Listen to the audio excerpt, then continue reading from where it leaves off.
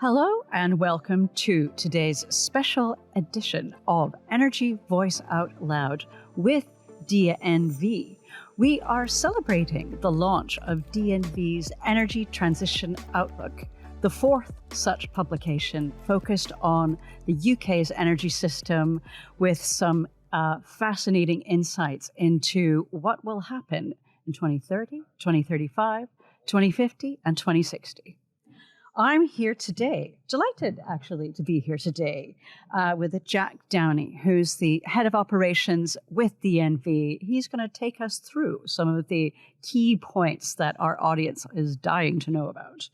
And then, of course, we're absolutely thrilled that Donna Sutherland, who's head of commercial with Veri, is also here to just talk through some of these points from someone who has seen the energy system and the industry throughout several positions. That gives her some real insight into what we need to do to ensure we keep the lights on. So welcome and thank you both for joining us today on our podcast, which is really exciting. You know what, actually, it's been a long time in planning, and the DNV Energy Transition Outlook has been out for a little bit, but I kind of think that this is a sort of report that has the sort of thing that you can keep on looking at. And, you know, there's real insights into, the current energy industry.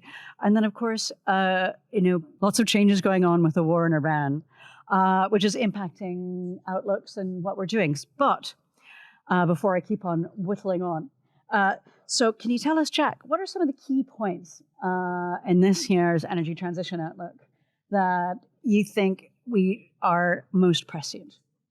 Okay, thank you, Erikka. I'm delighted to be here today. I guess the key takeaway for me is that the energy transition is real and it's happening. It's not happening fast enough, and we're clearly not going to meet the government set targets for 2030, 2035 and 2050, as you indicated. There's very good momentum in renewables and electrification, and the long-term direction is clearly positive. However, it's very clear that without meeting these targets, we have a very good ambition, but ambition alone is not really taking us there. We need pace, we need delivery, and we need clarity on the whole system thinking of the energy system as a whole. How does it actually operate, and how do we solve the problems that electrification won't address? Well, I think we'll probably be able to tackle that a little bit as we go on here. So I think maybe one of the key aspects of this report that has become clearer through each of the iterations, but I think it is probably worth people paying attention to this part, is under current UK policy, which has focused on electrification, notwithstanding a bit of heating and aviation, more of which anon. But what we're looking at here is reaching electrification targets, net zero targets, or getting close enough to them. But in order to do that, as even most people will realize or acknowledge, we'll need gas and oil, certainly, as we make this transition. I think what the Energy Transition Outlook specifically highlights is we can either get it from here or we can get it from there. And, there are pluses and minuses to both of those things. Yeah, quite so. I think that outside of Aberdeen in the public debate, this fact of the demand of the UK requiring oil and gas for the whole of the transition, 14 billion barrels of oil equivalent will be required to be consumed according to the patterns as we live today until 2050. And really policy, as you suggest, will define whether or not that comes from UK supply or entirely from imports. Security and resilience, energy security and resilience is more important today than it's ever been with the current state of world politics. So the issue isn't whether or not we import or whether we will consume it. We have to. That's a fact of life. It's where it comes from. So if we're going to produce it domestically, and the capabilities are there, the reserves are there, but how do we manage it? How do we decarbonise it? How do we align it with the overall decline in demand, but a clear demand in any case? Absolutely. Oh, good. Thank you. Now, Donna, welcome. Now, tell us a little bit about Veri Energy and how it's playing a role in delivering this necessary energy transition that we need in the UK. Yeah, thanks, Erikka. And just thank you very much for inviting me onto this. So, yeah, I'm Donna Sutherland, so I'm head of Veri Energy. Our company is wholly owned subsidiary of Enquest, who has the operatorship and co-ownership of the Sutherland terminal in Shetland. So Veri Energy has been engaging with our Sutherland terminal owners who own the terminal in Shetland. The Shetland economy and supply chain has been supporting oil and gas sector for 5 decades, and there's a phenomenal site up at SVT that has got all of the critical infrastructure and the skills, which I think is the most important aspect for supporting the energy transition. So we've been engaging with the owners to assess non-oil and gas related activity.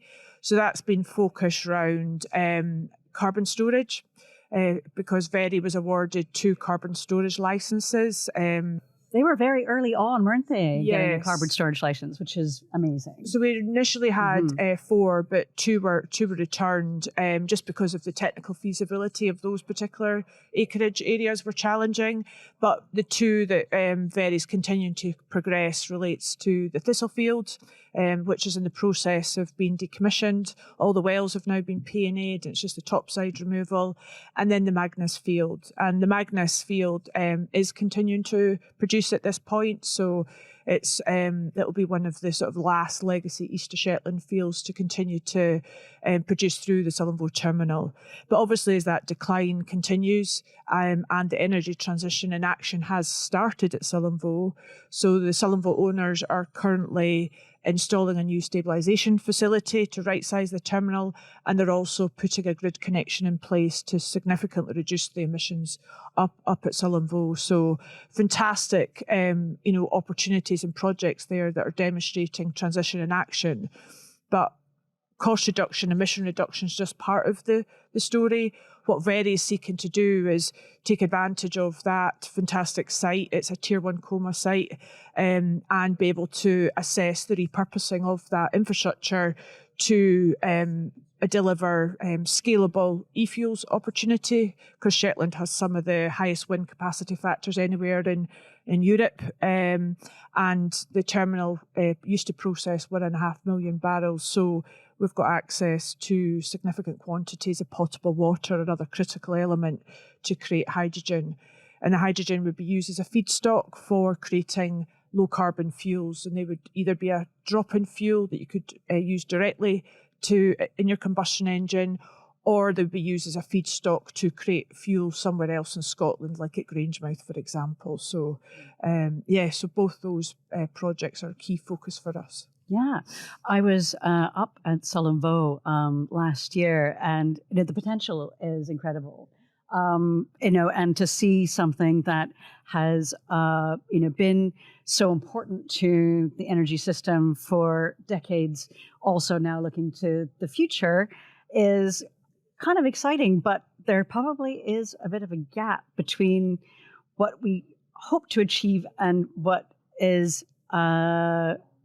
I don't know, maybe you tell me, what do we need, I think, to maybe sort of ensure that, the investment gets focused on those sort of areas along the lines that, we see required in the DNV report? I think from a e-fuels perspective, taking that in turn, because my responsibility, that's my area of focus, where carbon storage is my colleague. So one of the biggest factors and sort of barriers to progress has been the energy price. So 70 to 80% of the levelized cost of your e-fuel is your energy cost. So a lot of the hard projects, have not come to fruition, which is disappointing. Those are the hydrogen allocation round projects. Yes. Yeah, they're very slowly happening. Indeed. So, yeah. And the target for the hydrogen allocation round 1 was 250 megawatts. There's only been about 125 megawatts of capacity actually entered into the contracts. HAR 2, hydrogen allocation round 2, the shortlist of 27 projects were announced in April 25. No clarity regarding, which projects will actually go forward. And there's been a couple that have actually pulled out. Scottish Power up in the sort of in Scottish Highland area. So they've deemed the challenging, to progress that. So I think for us, it's very much around the price point. So we've sought to address that. So Veri was very fortunate to receive £750,000 of grant funding from the NetZero Technology Centre here in Aberdeen. So that technology centre has been assessing how to transition the energy oil and gas sector up in the northeast of Scotland. And they've spent 5 years assessing a hydrogen backbone link from Scotland to Germany, as well as other aspects.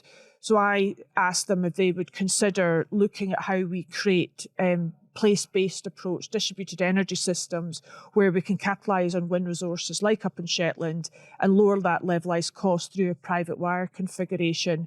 And that means that you're not then beholden to the grid. You only need a small amount of grid capacity, which the site will have once the grid connection's in place, to ensure you've got pressure and temperatures maintained within the wind to liquid system.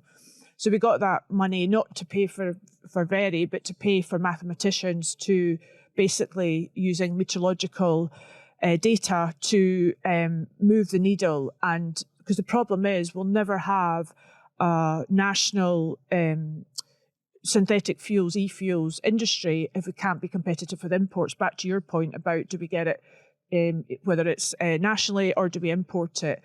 And the problem with the electricity price in the UK being connected to the grid, as well as the challenges and delays on the grid, the cost of that is very expensive relative to other approaches. So we've taken a private wire configuration, so you've got cost certainty on the power that you'll utilise to create the synthetic fuels.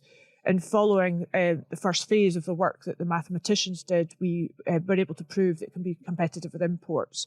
And the reason we went to the NetZero Technology Centre is because the rest of Scotland, the rest of Britain can benefit from the insights and methodologies that the mathematicians have applied.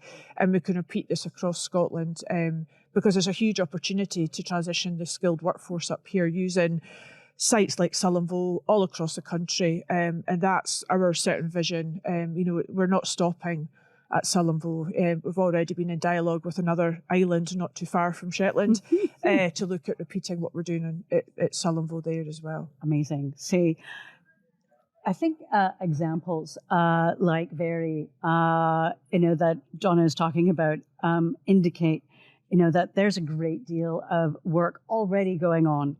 And I think maybe what the Middle East conflict has highlighted is, there's been a lot of discussion about the need for the urgency to, focus more on, homegrown energy, get off this fossil fuels, kind of roundabout, I suppose, of prices. The urgency feels like we have to do it more. Now, DNV says we are doing it. We're not maybe doing it fast enough, but what we are going to do is, going to meet targets. So by 2035, we're not going to be achieving our 60% reduction target, but, we'll be getting there. And then 2050, we're almost there. But, some of this is, what do you think is holding us back, Jack, from, the targets and what you're seeing in the energy transition outlook? Well, I think the work that Donna and Veri are doing is really exciting because it really does try to address the main blockers for that progress. Because it's not electrification that's not progressing. It's progressing very well. It's everything else. The rest of the energy vectors that are not progressing. So heating in buildings and transport are two major factors of our energy consumption today, which are not addressed in the current policies. So UK is very different to the rest of Europe in that 70-something% of our homes are heated by gas. And 50% of our overall emissions come from buildings and transport put together. Now, electric vehicles are not progressing fast enough. We predict that 50% of road vehicles will be electric by 2035. That's still not really fast enough. And still 65% of homes will be heated by gas. So how will we drive that forward? Who's going to pay to change the heating in your home? If you can't use a drop-in, such changing from natural gas to hydrogen is possible, but that doesn't look as though it's going anywhere. So what are the alternatives? How do you electrify the heating in your home? That's a huge blocker. Yeah, absolutely. Donna, you were saying that you have moved towards electrification in your own home. You're kind of like, I don't mean to say that you're the poster child for the energy transition all the time, but sometimes, you are. This kind of highlights, I think, what Jack just said. There's so many of us will need to wholesale change our lives. We'll give up the gas boilers, and you've got a ground source heat pump, and maybe it's not quite as great as maybe it was originally sold, or and how do we tackle that? I do have solar panels, which I love, have to admit, because in the northeast of Scotland, it might be very windy, but we are quite bright, albeit in January we weren't at all. But it's an air source heat pump we've got. And back to the point about the highest costs, probably in Europe, certainly we have our electricity costs up here. And over winter, particularly in January, when we had that really cold snap and spell, we were £900 a month on our energy costs. And then we got a grant for part of our heat pump, but we still have to repay the rest, and we have to repay the money for the solar panels. We are able to offset a bit of these costs because you can basically sell back to the grid now when there's surplus, which is great. But it hasn't been quite the sort of the panacea and what I thought it was. So it was a bit we'll continue to work with it, but it was a little disappointing. But I think the reason why this is important is it's kind of in this report. It's highlighting that there are really major challenges to dealing with the rest of our energy system. I know that can't be electrified. And so you were going to maybe talk to us a little bit about what ETO, Energy Transition Outlook, ETO, is saying about heating and vehicles and where we're going to close that gap. That maybe looks now towards 2060. So stats are really useful, and we quote a lot in the ETO, but they can be very misleading as well. So just to take a side point, last week it was reported that 99% of our electrical demand was supplied by renewables. That completely ignores the fact that only 25% of our energy demand is provided by electric. 75% is provided by fossil fuels. This totally winds me up.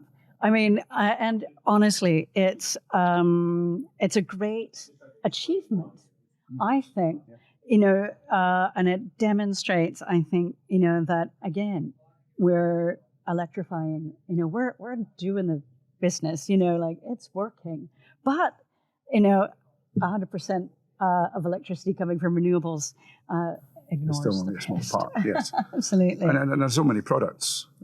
Every single product we use in our daily life is somehow made from oil derivative. So the change in behaviour from transport to products to how you heat your home, that's huge. And that is not being discussed in either politics or in public society. In the debates that we hear today, it's never talked about behaviour, it's never talked about how we consume, it's only talked about supply. Supply is not really the problem.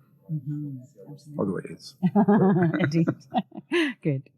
Now, Donna, you talk a lot about e-fuels and kind of not having to do that major change because there's a way of making liquid fuels closer to net zero. Yeah, so we've looked at this. I've been working the energy transition space since 2023 when Enquest launched Veri. And prior to that, we were looking at the feasibility, and this was at the sort of the peak of hydrogen was going to, sort of decarbonise the world. But the reality of hydrogen being the smallest molecule in the universe and being really difficult to store in transport, our focus pivoted towards e-fuels. And e-fuels simply are taking hydrogen, in our case, because of the wind, is taking basically wind and taking a water molecule and splitting that water molecule into hydrogen and oxygen. That's called green hydrogen. And then if you take it and take it through a process with biogenic CO2, it's deemed that fuel, whatever fuel you create is deemed to be 90% full life cycle reduction in emissions, and it removes the harmful particulates and non-harmful particulates out the atmosphere. So you get an immediate improvement in air quality. So from a respiratory perspective, there's a reduced burden on the NHS, for an example, with these fuels. So when we've been assessing the 75% of energy that's still consumed from a liquid fuel perspective for us, and the fact that there's a policy gap currently, we're very focused on what fuel can we create at Sutherland that could support decarbonisation. So, as I said, we've got the shipping sector that are looking to procure vessels that are e-methanol ready, so that fuel would be e-methanol. You can then take that e-methanol and you can take it to the last refining phase, which means it's a pure drop-in fuel where you don't need to go out and buy a new vessel and modify. You can actually just consume it in its form. And those fuels would either be e-diesel or e-kerosene. So e-kerosene is your aviation fuel.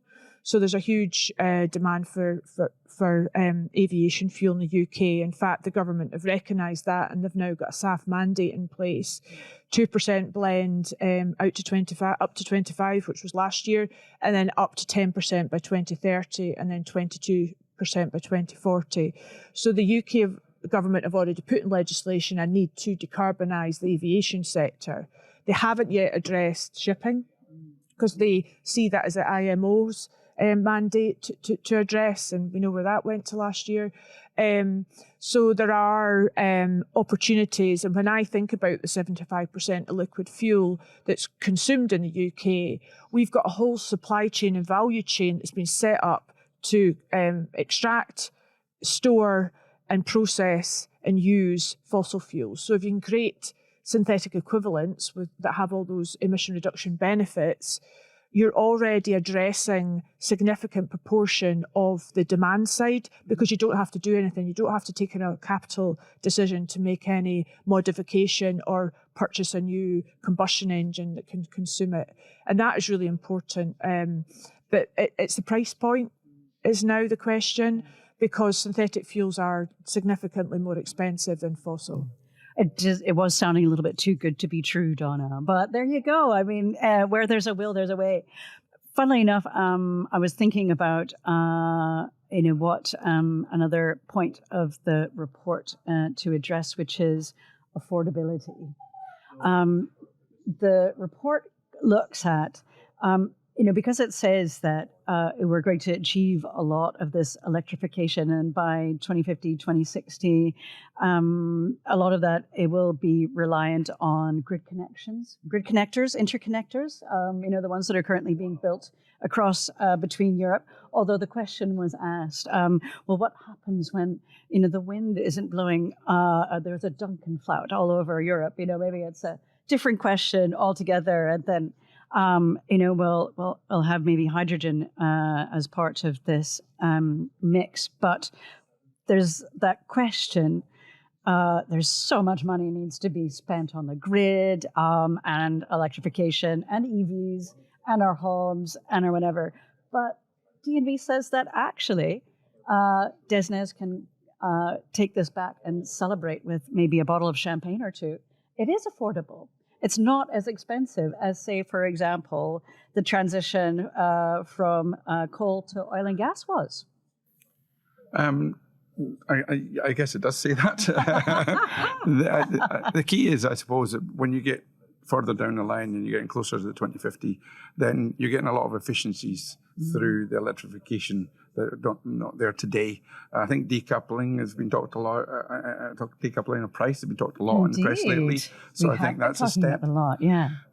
So there's lots of component parts, but and yes, perhaps there's cause for celebration, but there's also cause for reflection.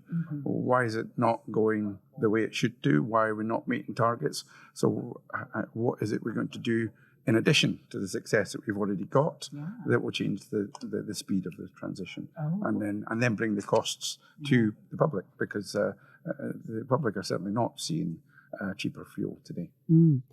So what is the answer, Jack? Well, a broader range of solutions is really important. I think there's lots of influencers to price. Domestic production is really important. Global pricing is global pricing, and it may not be possible to set your own, but increasing supply will automatically bring the price down in any case. So I think that's really important. But continuing along all pathways, along all energy vectors, and making enough progress as a system is super important to the pricing. Yeah. And Donna, are you? That's a good starting point. What else do you think we'll need?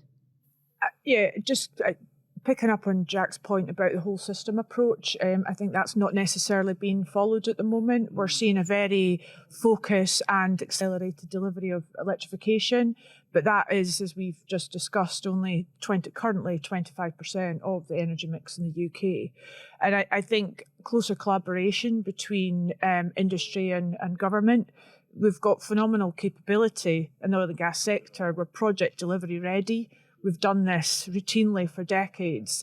We send men and women to the bottom of the sea, and we do it safely on schedule and on budget. And I think that talent needs to be protected.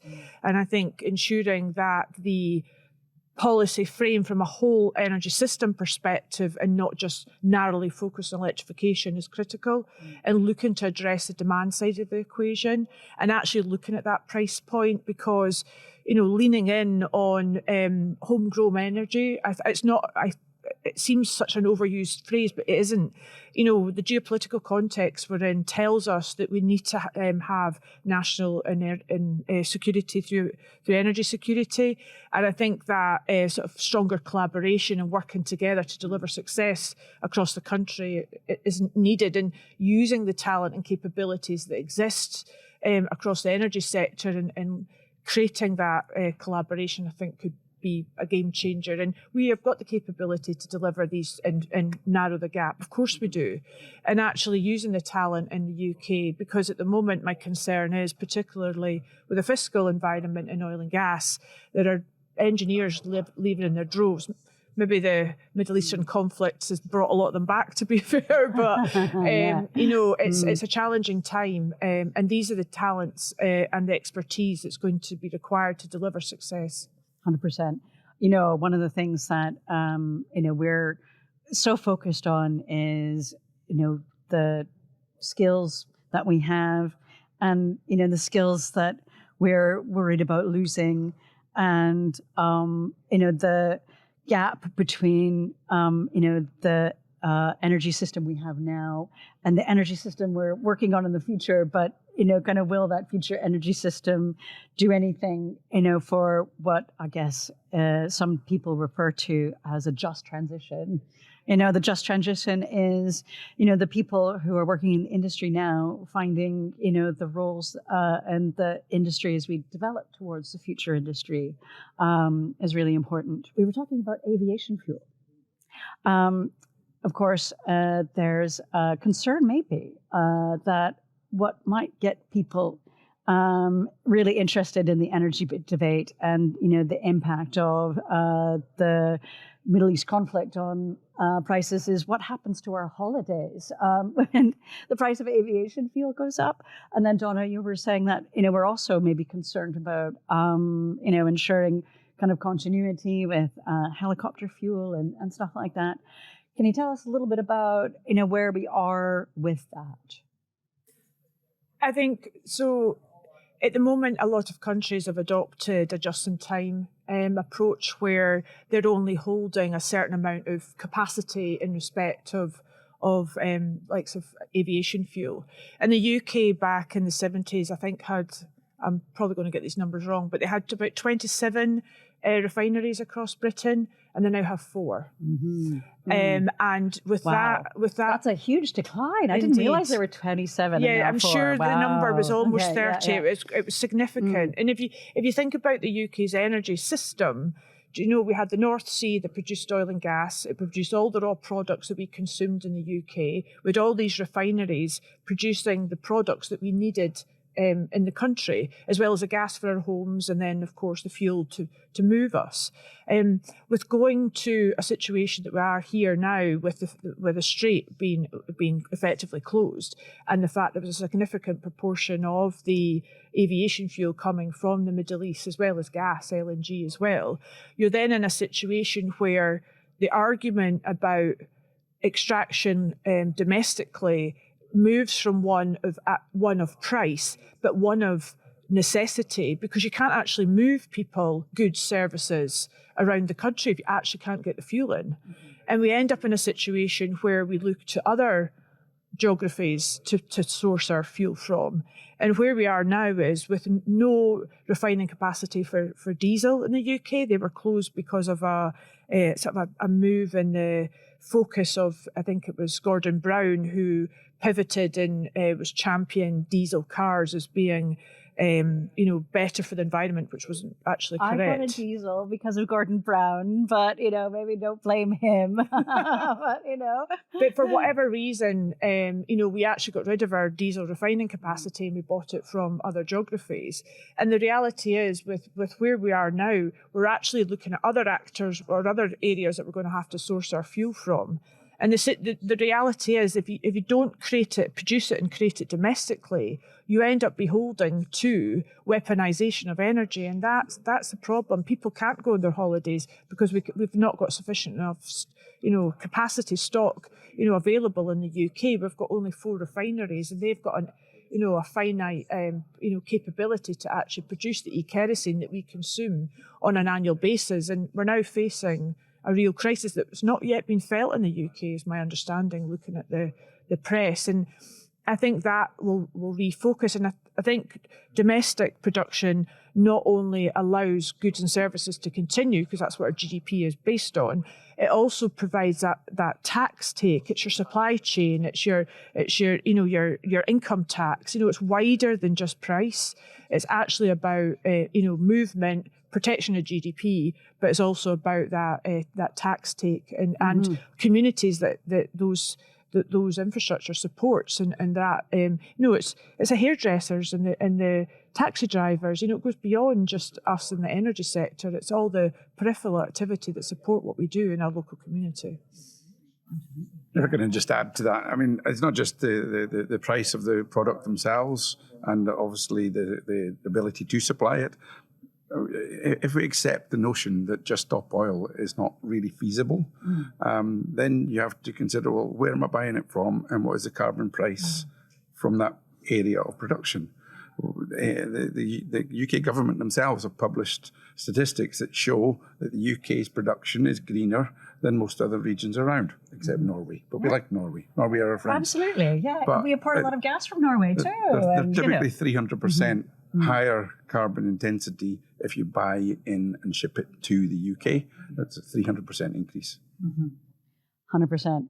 And absolutely 300%. Thank you.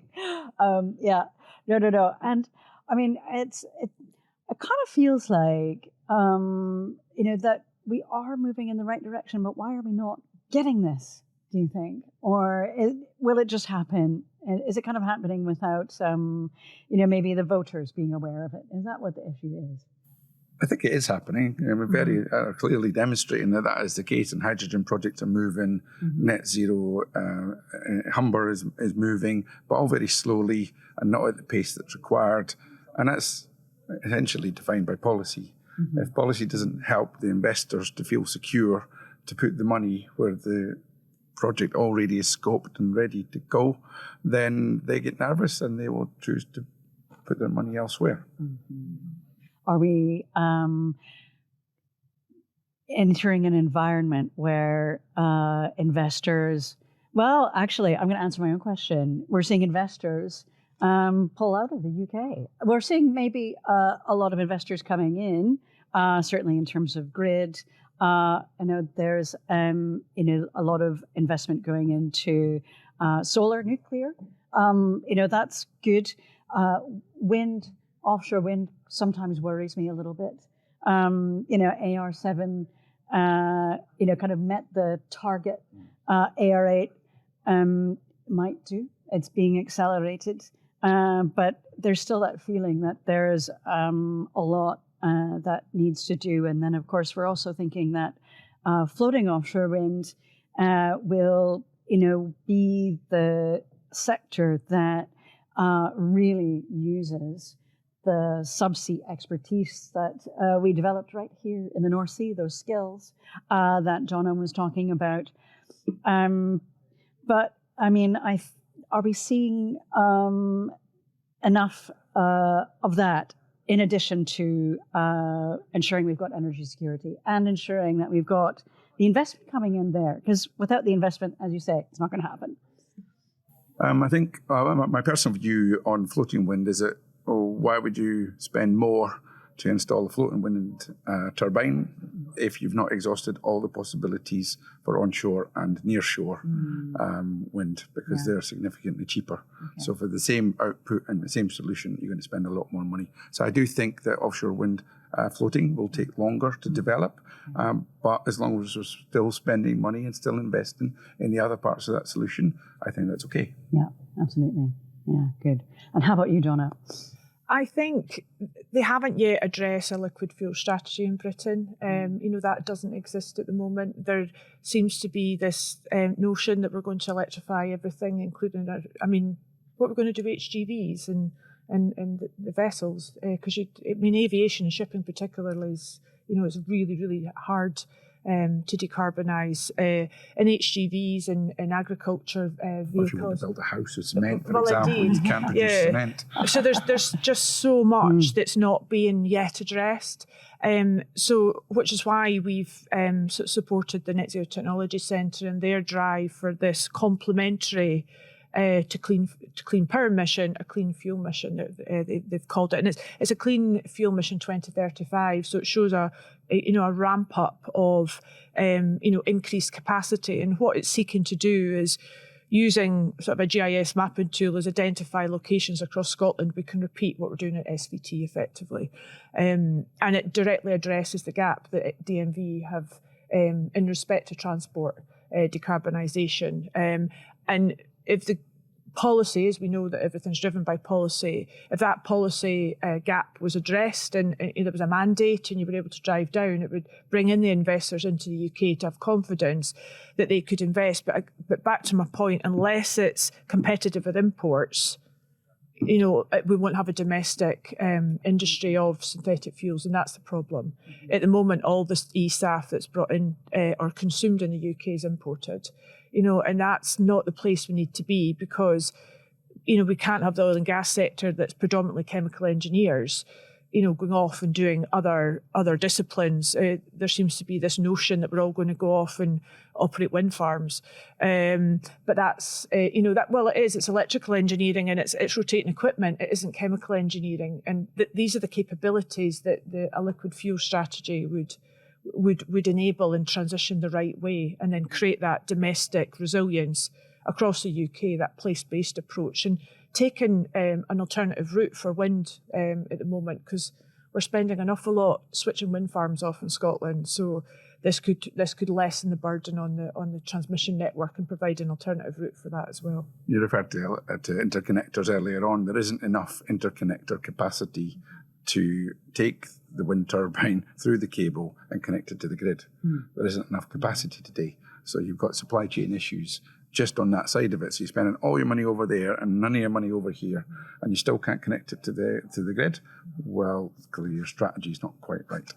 But I think on the point of transition and just transition, which is a very overused term in my opinion. I hear you. If we haven't really drilled down into the details of, okay, what is the skill set and how can we reuse it? The reason that coal didn't succeed, the transition from coal to oil was so expensive because the skills weren't the same. They weren't really there. Now we have got lots of the same skills that are needed, but we're not really driving, okay, well, here's a direct translation here. We're already doing it in DNV, actually. We're very proud that we've got engineers from oil and gas with decades of experience there working on East Anglia 2 wind farm, on NZT for BP, and for HyNet on Cadent projects. We're very proud of that experience. But that's something that we have to do ourselves. There's no real strategy that says, okay, here's the direct mapping of one to the next. Can you envisage a system or a support that would help companies like DNV or any other companies working in those areas making that transition on those skills that would support that?